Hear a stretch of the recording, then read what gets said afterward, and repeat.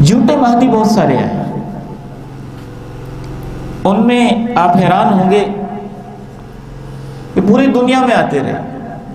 جیسے جھوٹی نبوت کا دعویٰ کرنے والے انسان کو متنبی کہا جاتا ہے، تو جو مہدی ہونے کا اپنے طور پہ جھوٹا دعویٰ کرے اسے متمہد کہتے ہیں۔ متمہد، سچا مہدی امام مہدی علیہ السلام ہے، اور جو خود ہی مہدی بن جائے وہ متمہد ہے۔ متمہد یعنی مہدی بننے والا۔ سوڈان میں ایک شخص تھا، اس کا نام محمد بن عبداللہ تھا، اپنے آپ کو علوی کہتا تھا، مہدی السوڈانی۔ اس نے نہ صرف یہ کہ دعویٰ کیا بلکہ غار میں کہیں چھپ بھی گیا، اور پھر مختلف کرامات کا دعویٰ بھی کیا، اور پھر یہ بھی کہنے لگا کہ مجھے اللہ کے رسول ملے ہیں اور آپ نے بتایا ہے کہ تم مہدی ہو۔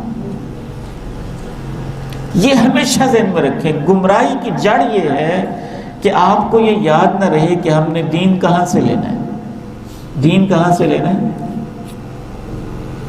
اللہ کے قرآن سے، اور اس کی تشریح حدیث سے۔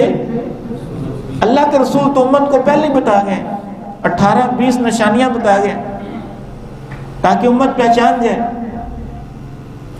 تو حدیث میں جو نشانیاں آئی ہیں ان کی روشنی میں پہچانا جائے گا۔ یہ نہیں کہ بندہ کوئی خواب میں کہتے مجھے خواب آیا، اللہ کے رسول آئے تھے کہتے رہے تم مہدی ہو۔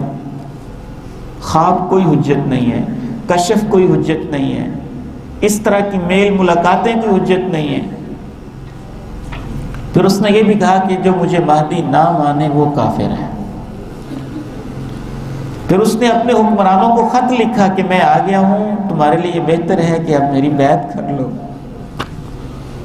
اور باقاعدہ اس نے بڑا ڈھونگ رچایا، بظاہر سنت کے مطابق سارے معاملات، نماز، یہ وہ، دینداری، تربیت، تزکیہ، علم، تعلیم، دعوت و تبلیغ کا کام ٹھیک ٹھاک اس نے سوڈان کی پوری حکومت کو وقت میں ڈالے۔ ایک مہدی میں نے آپ کو شروع میں دکھائے تھے، جس ظالم نے کعبۃ اللہ الحرام کی بے حرمتی اور توہین کی، معتمرین کو پریشان کیا، اس کا نام بھی محمد بن عبداللہ تھا۔ یعنی وہ 20 نشانیاں، ان میں سے ایک نشانی ہے کہ اس کا نام محمد بن عبداللہ ہوگا۔ وہ ایک نشانی لے کے بہت سارے لوگ اس پر بھی دعویٰ کر دیتے ہیں مہدیت۔ نشانی ٹوٹل کتنی ہے؟ تقریباً 20 ہیں۔ وہ 20 کی 20 پوری ہوں گی تو وہ امام مہدی ہوگا، صرف ایک نشانی کافی نہیں ہے۔ ایک ہمارے بر صغیر میں بھی مہدی آیا تھا، مرزا غلام احمد قادیانی۔ اس نے کہا میں مجدد ہوں، پھر اس نے کہا میں تو مہدی ہوں، پھر اس نے کہا میں مسیح ہوں، پھر اس نے کہا میں نبی ہوں۔